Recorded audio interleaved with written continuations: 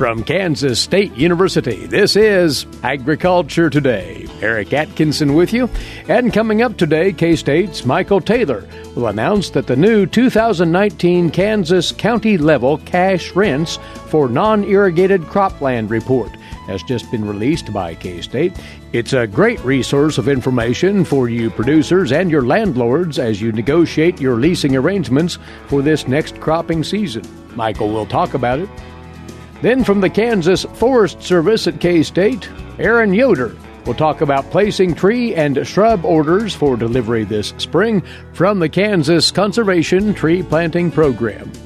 And on this week's horticulture segment, K-State's Dennis Patton will have a look at, among other things, pruning winter-damaged trees.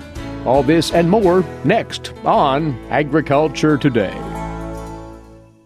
While many people know hunger is an issue in developing countries, it is also a problem in our own backyards. In 2010, 1 in 7 Kansans struggled to put adequate food on the table. 2 K-State research and extension programs are tackling this problem. The Family Nutrition Program and Expanded Food and Nutrition Education Program reach thousands of Kansans in more than 70 counties. They learn how to eat healthy with a low budget. For more information about these programs, visit ksre.ksu.edu.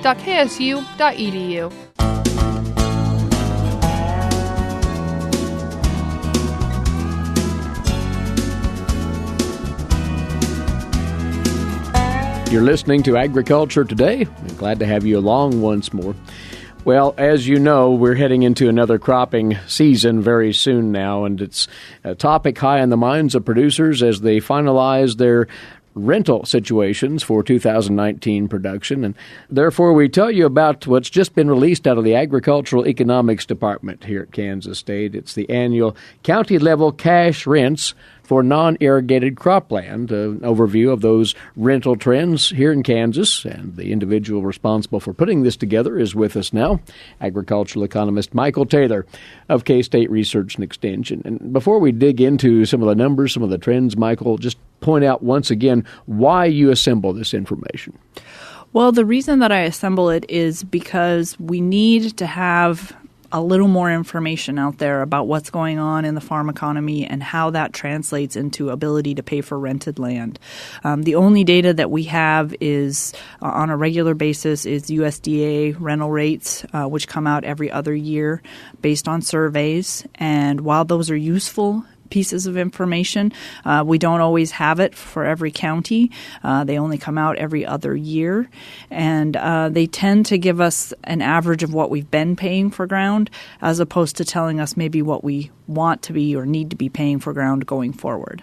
So you want to provide additional information for producers, for landlords to come to an equitable leasing arrangement. Well, that's the goal. Really what we're trying to do is just put one more piece of information on the table that can help with the negotiation process. I don't think that any number that's out there is the right number that we should be using for, basing all of our negotiations on, but instead that we want to pull together as much information as possible. And so what these estimated cash rents do is tell us what the average farmer in a county can afford to pay for ground given average rental rates and expected prices, given average yields and cost of production.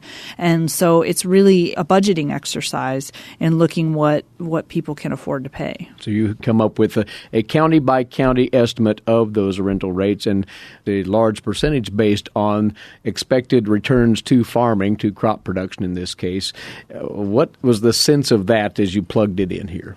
So we're going into our 5th year of relatively low commodity prices, although we've had some recovery on the wheat side, but soybean prices are less than they were a year ago this time. And, this is the time of year when we do these calculations is in the winter. So it's still showing that for the most part in most counties, you can't afford to pay what USDA says you are paying. We're anywhere from 1/3 to 2/3 of that number. And what that means is that in the budgeting process to come up with these estimated numbers, I have the farmer getting full return on their machinery at custom rates and also have them getting a labor charge. And so the reality of the situation is that we're paying rental rates and we're probably not then paying ourselves full custom rates on our machinery, or we're not paying ourselves a full labor charge. So we're taking a couple of turns around the field and we're not getting paid for it. And that's how we're making up the money that we need in order to pay those rental rates. We do that for a lot of reasons. We pay more than what we can afford on paper in the short run so that we can maintain our machinery cohort, so that we can maintain our land portfolio. And that's, these are important decisions that we make in the short run. In the long run, you can't afford to lose money on rented ground, but that long run scenario is much tougher to identify as to how long is that long run. Sure. And you've been doing this particular analysis since 2013. The trend has been toward the lower side, corresponding with the drop in grain prices then. Yeah, so when we started in 2013, we were showing rental rates that were quite a bit above what USDA said we were paying, and now we've switched to being quite a bit below what USDA says we're paying. So we've just had a lot of volatility over the last 6-7 years, and that's reflected in these rental rate estimates. I think that the most important thing that you can do with this information is to bring it to your landlord and talk to them about what's going on in the farm economy, what's going on with cost of production, what's going on with prices, and talk to them about, where you see things, if it's going to be this way for a while, but it will eventually improve, and have your negotiations be based on the realities of the situation, maybe not, just what you think everybody's willing to pay for that ground. I think we're coming to a point in the rental rate market where things are starting to adjust, and the primary driver of those adjustments is not necessarily because we can always get our landlord to ratchet the price down. It's because we have tenants also walking away from rented ground, and that the landowners have to adjust at that point. And that gets to be a serious scenario when that kind of thing occurs locally, for sure. Yeah, absolutely. I mean, we're always under the impression that there's 5 more guys that'll take our place, and that the landlord doesn't have to lower the rents, but that's not always true, and landlords are having to adjust their expectations as well. So the encouragement here is for farmer tenants and landlords, for that matter, to get a look at the information, the trends, and again, broken down county by county around the state.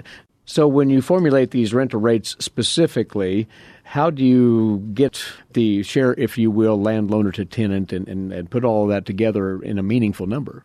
Well, it's actually based on a net share lease, and a net share lease is where the landowner gets a split of the crop but doesn't pay any of the input prices, so they don't pay for any fertilizer or chemicals.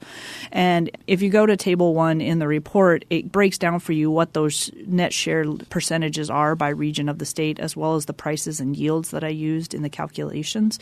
And you can fit your own yields or price estimates into those using those net share percentages, but it gives people kind of an idea of what the crop share basis is for these rental rates.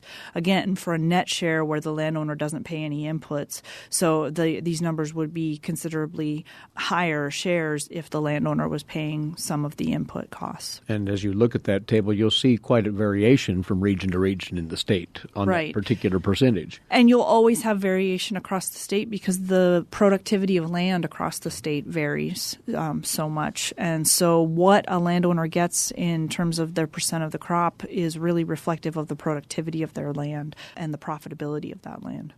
Just briefly here, as you look at the various areas of Kansas, do you see variations in the direction of those rental rates?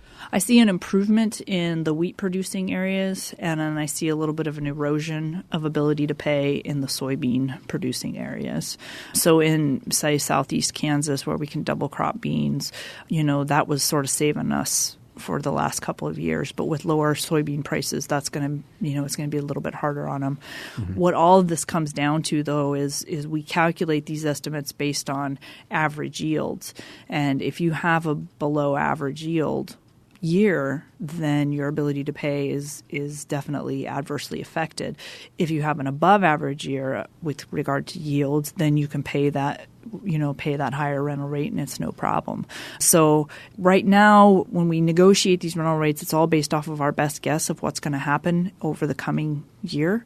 But it really is what actually happens that defines how well we can navigate through these rental rate negotiations. And on the heels of that, it would be worthwhile to bring in something else that can accompany this as a reference. There is the spreadsheet program, KSU Lease, that producers can utilize to work their own numbers, right? Right. It's exactly the spreadsheet that I use. And you can put your own numbers in there and come up with your own calculations of an equitable lease. And I really encourage people, especially if you're looking at changing on a crop share arrangement and you're looking at changing who pays for what. I think running the numbers through a spreadsheet is very helpful because it keeps things a little bit neutral and giving you the ability to sort of adjust those numbers instead of guessing as to what you think somebody should be paying. And here we are in still the early part of February. If that conversation between tenant and landlord hasn't occurred yet, it better take place fairly promptly. Yeah, we'd like to see that conversation taking place right now. Yeah. We're also still in the midst of doing some lease meetings around the state and, want to encourage people to come to those. Bring your landlord, bring your tenant, and have the opportunity to listen to some of this conversation so that you can go home and keep talking about it as you're negotiating these rents. In fact, you'll be on the road next week at several of those very lease meetings, right? Yes. Monday we'll be in Lenora. On Tuesday we'll be in Hayes. And on Wednesday we'll be in Scott City. So primarily in western Kansas. Next week you have more to come in other parts of the state as well, right? Yes. And if you want to see the schedule for that, you just have to go to agmanager.info. Very good. It's all covered at agmanager.info. So once again, the 2019 Kansas county-level cash rents for non-irrigated cropland report has been issued out of K-State, and it's there for your reference as well at agmanager.info, and a great deal of work goes into pulling these numbers together for your use, producers. So by all means, take full advantage of this. Mykel, we always appreciate the comments. We'll have you back soon. Thank you. All right. Thank you very much. Mykel Taylor is the one who pulled this analysis together. She is an agricultural economist, K-State Research and Extension. You're tuned to Agriculture Today. We'll stand aside for a moment now. When we come back, an invitation to you landowners to plant that long-needed conservation tree planting this spring, be it a windbreak or otherwise, through the support of the Kansas Forest Service here at K-State. More on that shortly here on the K-State Radio Network. What is radon? Home exposure to radon gas is the leading cause of lung cancer death in the United States for non-smokers. In Kansas, 1 in 4 homes will test at or above the EPA action level. The Surgeon General recommends all homes be tested and fixed if necessary. Visit kansasradonprogram.org for more information. Test, fix, save a life. This message brought to you by the Kansas Radon Program, the Kansas Association of Broadcasters, and this station.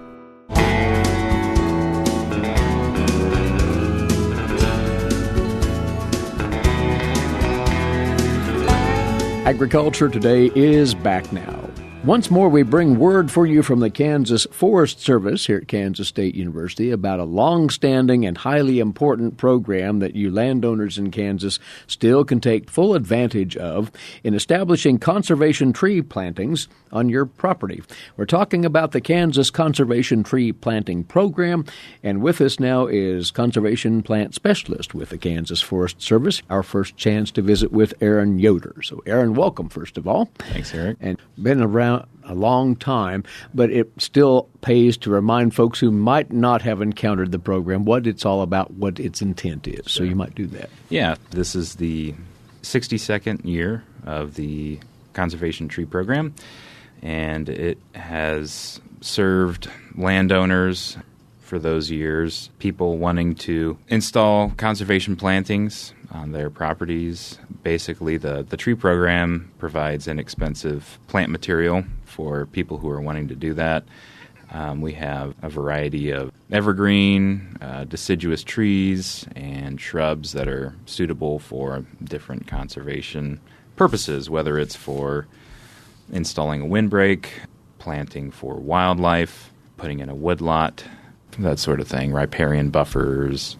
So we work closely with NRCS personnel, district conservationists, district foresters that are assisting landowners with cost share programs and that sort of thing.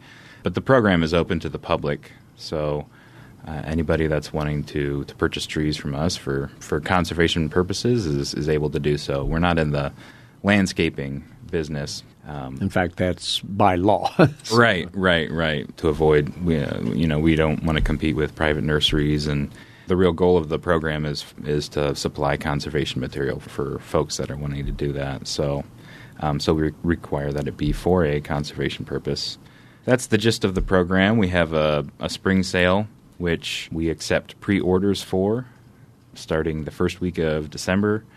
We'll start taking orders for that, so we're underway there, and we will actually start shipping out plant material for the spring season. Kind of depends on the weather, usually the second week of March or so.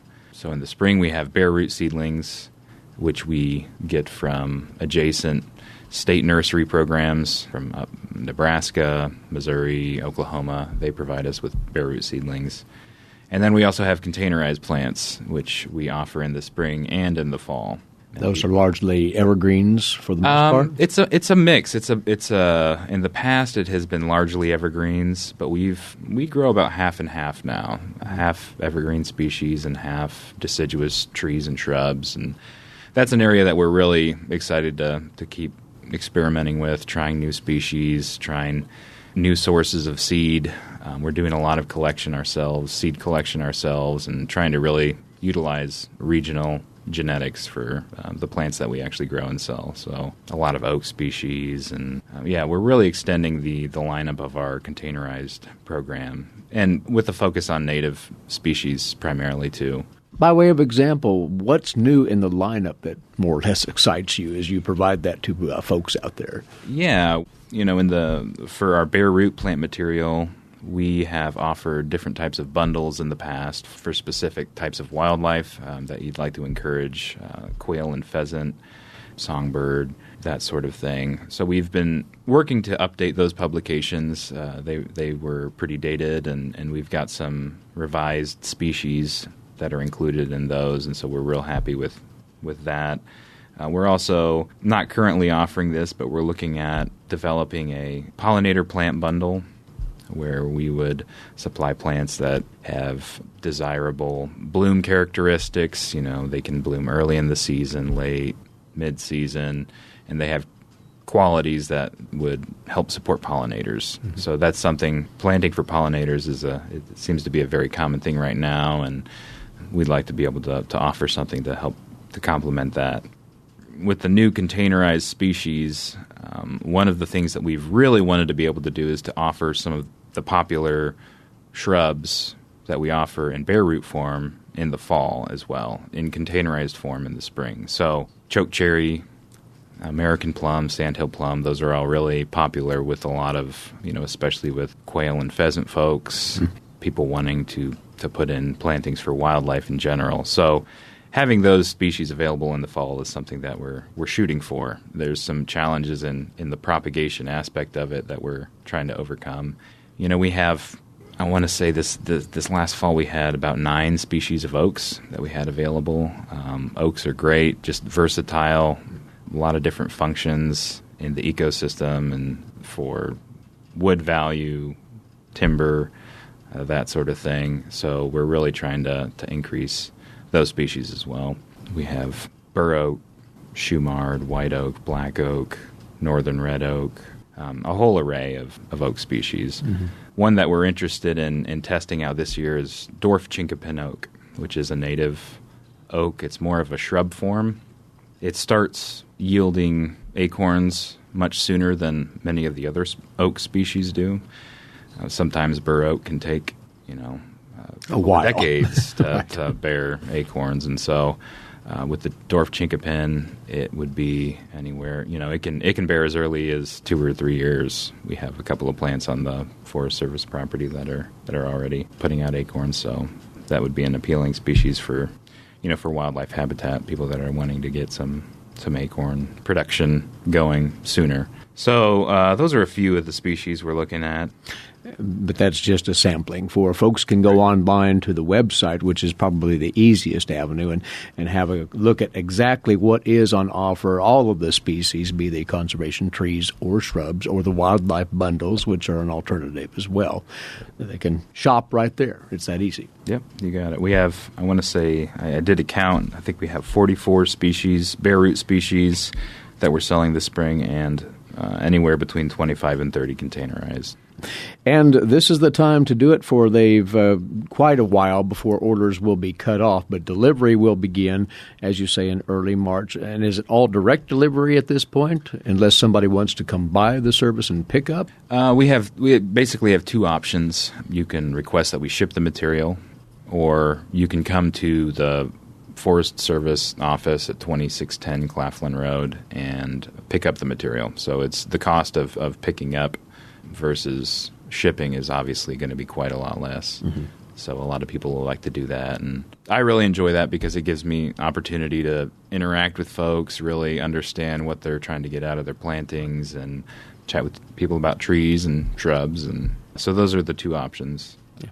And that hits upon something else that's important. As folks consider the orders they may place here soon, they also need to do the planning in as far as the layout of that windbreak or riparian planting, whatever it might be. And they can tap the resources of the Kansas Forest Service through consultation to get that kind of thing done. Absolutely, yeah. We have a lot of knowledgeable folks on staff in the main office. We also have a number of district offices throughout the state where district foresters can really give you that good regionally relevant information on developing those plans. And so we try to make recommendations based on our conversations with those folks and point you in that direction when there are questions that we feel like they would be more appropriate to handle.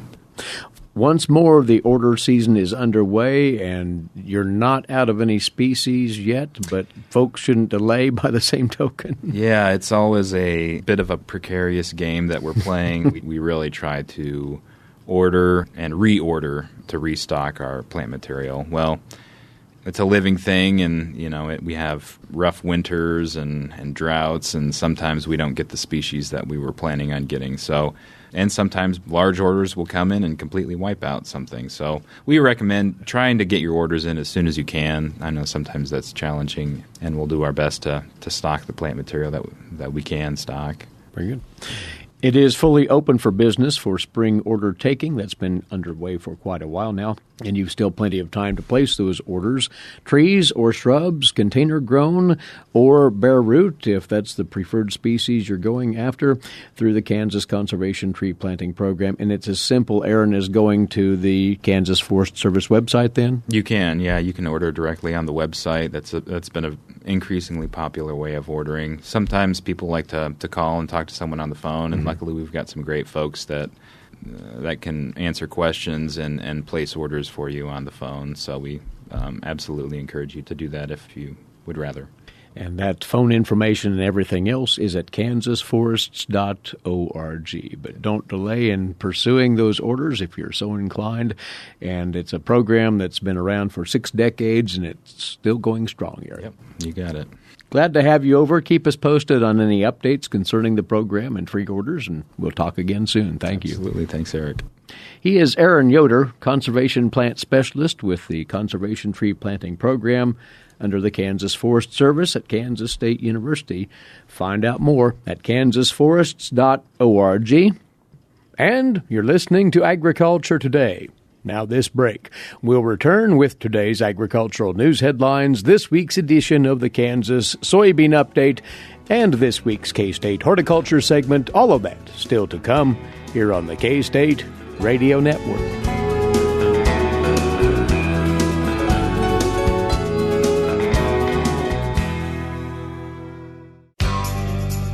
Did you know every Kansas farmer feeds 128 plus people? Kansas farmers are hard workers, dependable, authentic, and sensitive. Not only do farmers put food on your table, but they put clothes on your back and fuel in your car. For more information about Kansas farmers, visit K-State Research and Extension online or stop by your local extension office. This message has been brought to you by the K-State Animal Sciences Leadership Academy participants.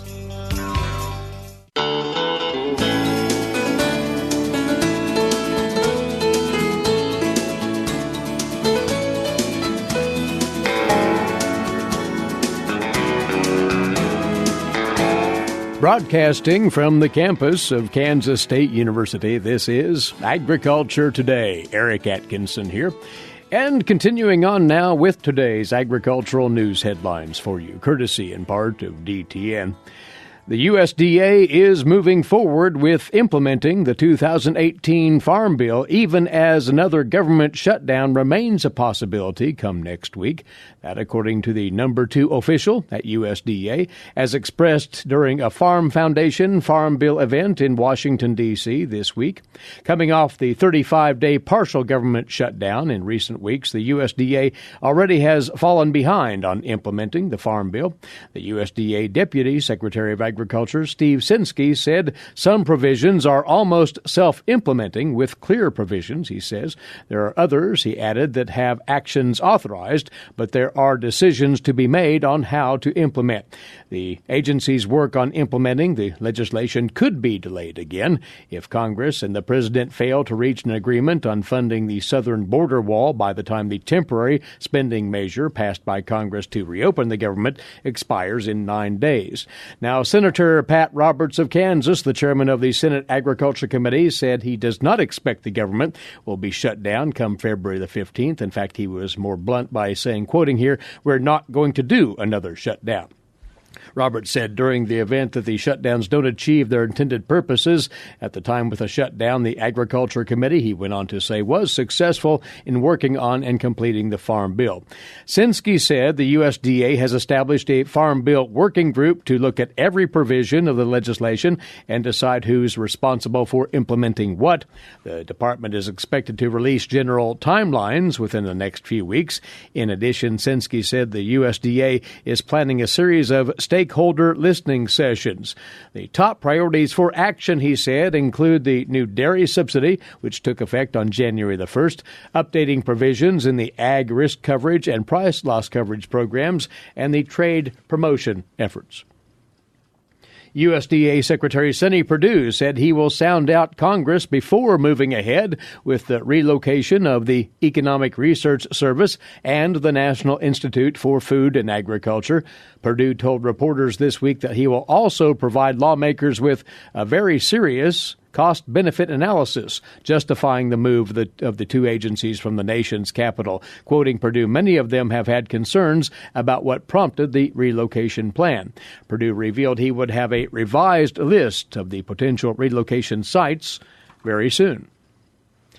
Well, what are the main agricultural issues that have been featured in the latest talks between the United States and Brazilian officials? The USDA's Stephanie Ho tells us. Undersecretary for Trade and Foreign Ag Affairs Ted McKinney says there are 3 main issues in his talks with senior leaders in Brazil. The 20-year-old WTO-mandated wheat TRQ, which is a tariff rate quota, which has not been honored. In a media call from Brazil, the Undersecretary said the second issue is a tariff rate quota on ethanol that Brazil imposed on September 1st, 2017. That's a 2-year thing, and they reassess. So, they're in the process of starting to reassess that. The third issue is U.S. pork access to Brazil, especially since Brazilian pork is now allowed to be exported to the United States. And they can and do export a bit of pork.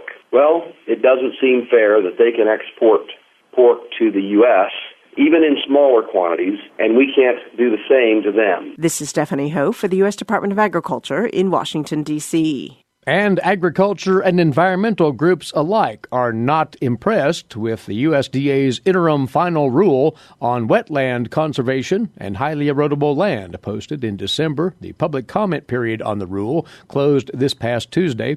Agriculture groups in particular made the case in public comments that the USDA had not followed proper procedure on the regulations from the get-go, and it is already making confusing a situation worse than it was before for farmers.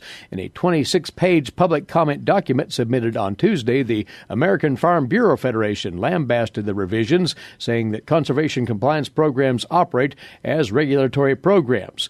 And the National Council of Farmer Cooperatives agreed with the Farm Bureau Federation that the USDA's actions might be in violation of the Administrative Procedures Act, which requires public comment periods prior to enacting laws and regulations.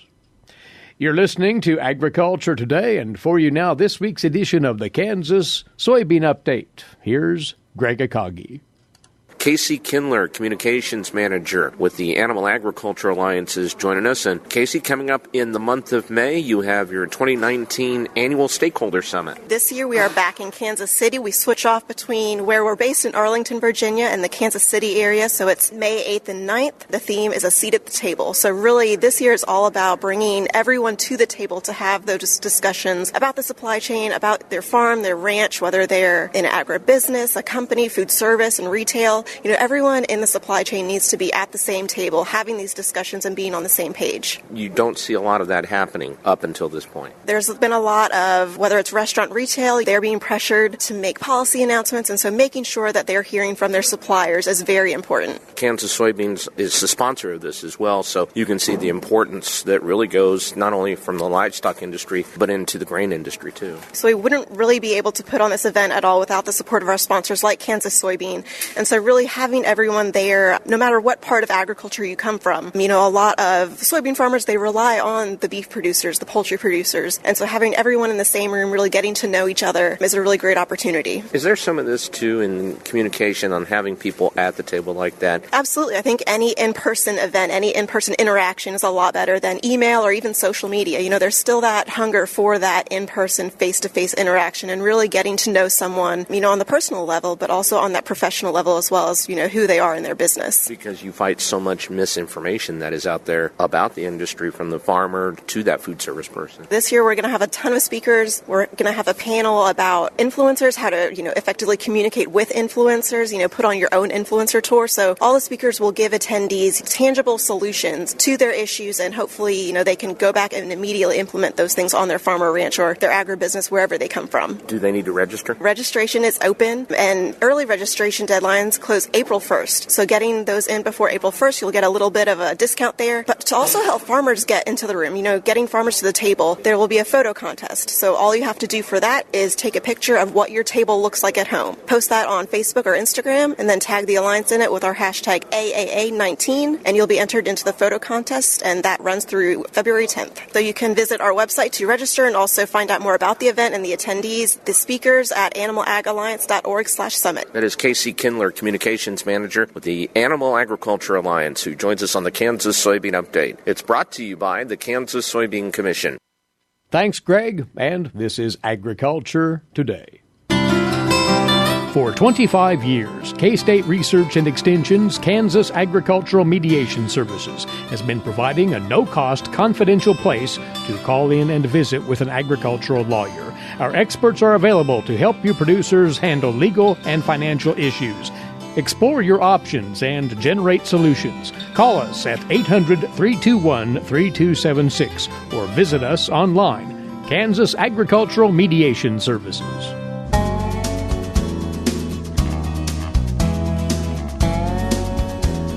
This Agriculture Today comes to a close with our weekly horticulture segment for you now, and we're going to bring you a collection of thoughts on tree management with our guest, Research and Extension Horticulture Agent for Johnson County in northeast Kansas, Dennis Patton.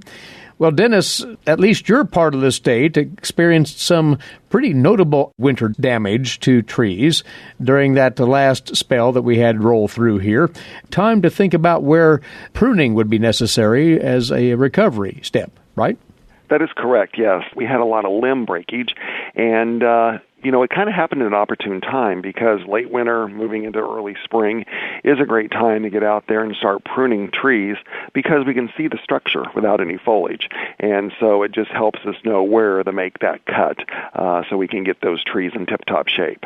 So if one has an ornamental tree, a fruit tree out there that took a hit from some form of winter damage, heavy snow, maybe an ice layer, what would they use as the decision maker as to cutting that limb out? Well, I think you're going to use the same decision-making process you're going to make anytime you approach pruning a tree, whether it be a fruit tree or an ornamental tree, and that is we're always going to prune back to another branch, crotch, fork in the tree, branch angle in the tree, because we want to avoid leaving a stub, because stubs will lead to rot and decay, a weak joint that will eventually fail. So always go back to a healthy crotch angle. And so in the case where we had the storm damage, where they just broke off at random junctions in the tree, we just need to trace back the next lower crotch angle that's not damaged and make our cut at that point for the health of the tree. Now, as we talk about pruning, and this always comes up, but it's imperative that one makes a clean cut, right?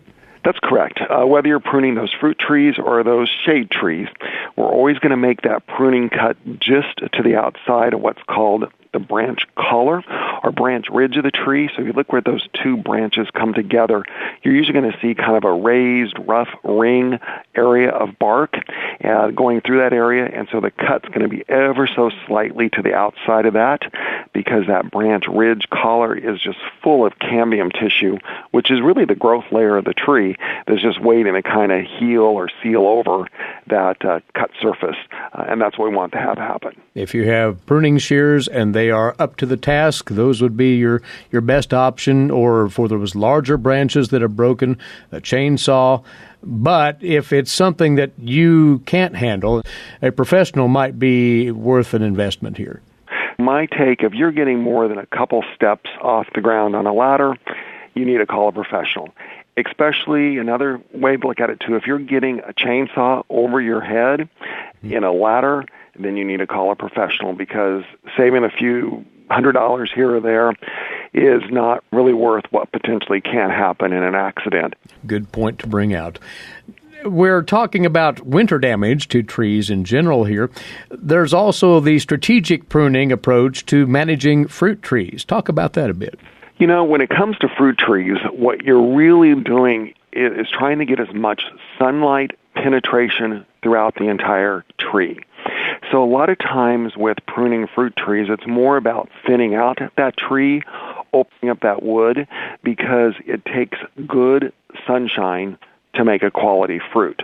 So if that fruit is hidden by another branch, by a bunch of foliage, and sun just can't get down to that fruit, whether it be a peach, an apple, a pear, it's just not going to be as large, as flavorful. So a lot of times we're going to be looking for crossing, rubbing branches. Here again, broken branches, and what I would call a competing branch or competing limb. So, you've got two branches almost laying on top of each other, where that top one is going to shade the bottom one. So maybe one of those need to come out. So it's just all about really opening up that tree, getting sunlight distribution throughout the tree, and then, give a little bit of fertilizer, and that tree should be ready, hopefully, for another year of good fruit production. And one can go ahead and prune those trees anytime now, once the weather makes for a decent experience of it? Hopefully as we move into mid to late February, our temperatures are going to start moderating a little bit. I think, knock on wood, we're past the worst of the winter. We can always get some more cold spells. But here again, I think any time we can do that mid-late February through early March, before that tree really starts to swell buds and they start to open up, where they're going to be easier damaged or knocked off, the bigger they get, the later we wait. So here again, the state of Kansas, we can see as much as 10 days, 2 weeks, a difference between one part of the state, one corner to the other corner of the state. So, if we get another warm spell that was like through on Sunday, I wouldn't have any qualms with getting out there, taking advantage of those warm days, and just getting that task done so you can move on to something else later on this late winter or spring. All right. And one of those things that one might move on to in the case of fruit trees, and maybe other trees as well, controlling pests via a dormant oil application. Obviously, trees remain in dormancy yet, so this would be an opportune time to apply such a product? That's correct. There's actually two types of products we're looking at applying this time of year. One are the oil-type products, which help with scale insects, some mite injury, those type of things. And the other one's more targeted for peaches. And that would be the control peach leaf curl, and that would be with an application of a fungicide that can be applied during the dormant season that targets peach leaf curl. And for those that may wonder, what's peach leaf curl? Well, that's the leaves, once they come out later in the spring, they kind of got puckered, roll, they kind of get a reddish pink color to them, and that is a fungal disease that defoliates the tree, thus weakening it, so you get poor fruit crop. And that is only can be controlled before those leaves pop open in the spring. So those can likewise go on any time, those products, correct? Both of them have kind of temperatures. The temperature needs to remain above 50, 55 degrees, depending on the product, for 24 hours. So you just kind of have to watch the weather patterns and get that opportune time in there to get them on. But the importance is clear in regard to controlling peach leaf curl. For trees in general, though, doing something about scale and those other insects that these products will address is important to the health of the tree. Right? These are easy ones to control because they're during the dormant season, and they can just help pay you dividends down the road. The problem with all our insects and diseases of our fruit plants, it's more about prevention than it is curing them once they get into the fruit itself. And, no one wants to bite into a wormy apple. Not whatsoever. So once again, here are several things that you as homeowners and home fruit gardeners with trees on your premises can do to sustain and extend the health of those trees. Dennis, we appreciate the comments on all of this. Thank you, Eric. I appreciate it. Dennis Patton, he's the horticultural agent for K-State Research and Extension in Johnson County. And that is this week's K-State Horticulture segment, closing out our Thursday edition. Thanks for tuning in. Eric Atkinson for Agriculture Today over the K-State Radio Network.